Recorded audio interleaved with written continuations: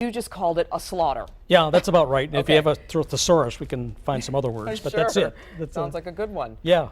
It was just, I mean, if you look around the place, it went down to Macomb County, the last number I saw, 85% no. You never see 85% for anything.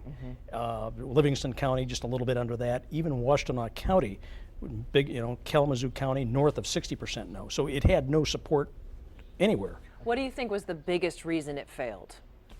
Confusion.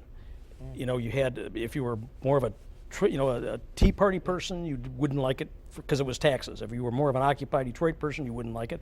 Right in the middle, though, pretty much everybody else, and they looked at it with all of these moving parts and all of this confusion. What is this? And what are the, and after a while, people just, I think they partly voted no, partly they just stayed home because the turnout was abysmal. Do you think there's also sort of taxpayer fatigue where Yeah. there's a frustration with the legislature Yeah. that they couldn't get this done and we're not going to pay for it anymore? Absolutely. I think that's the big story for this whole thing. That's exactly what happened. There were people just threw up their hands and said, guys, do what you're supposed to do up there in Lansing, and just either voted no or voted by not voting.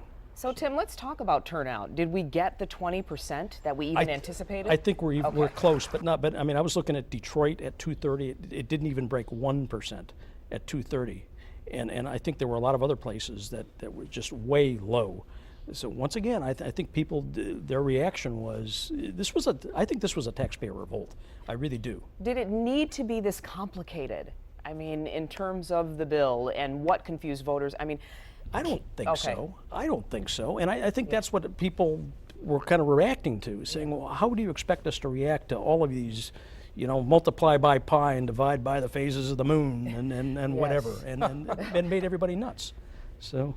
Do you think turnout was impacted by weather, or you think people mostly just thought it's not going to pass, I'm going to vote no anyway, why bother? Well, I think the weather didn't help. Okay. But it wasn't raining all over the state. Why is it that, places where it wasn't raining, it still died on the vine? So I think that's part of the deal. It wasn't just, you could blame it on the weather, but that's not it. Everybody else does. Oh, Dave. Thank you, Dave. So the message the governor needs to take away from this, besides get back to work? You know what? I think it's more the state legislature than the governor.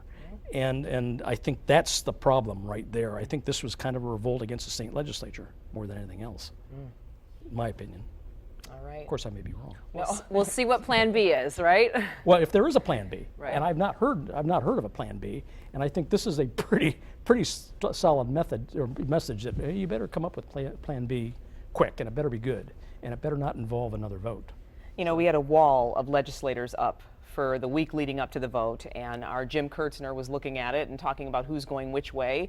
I mean, there was also a message sent there with people who wouldn't say which way they were voting. Exactly. Yeah. People, and I think that's what people were reacting to as well. Yeah. That a lot of these folks up in the state legislature who handed us this mess were diving under their desks, and not raising their hand and saying yes or no. Think about it. The guy that the yes folks dragged out was Carl Levin, who's retired, for goodness sake. He didn't have to do anything, and he was, a solid enough citizen to stick his hand in, but nonetheless, who else was out there?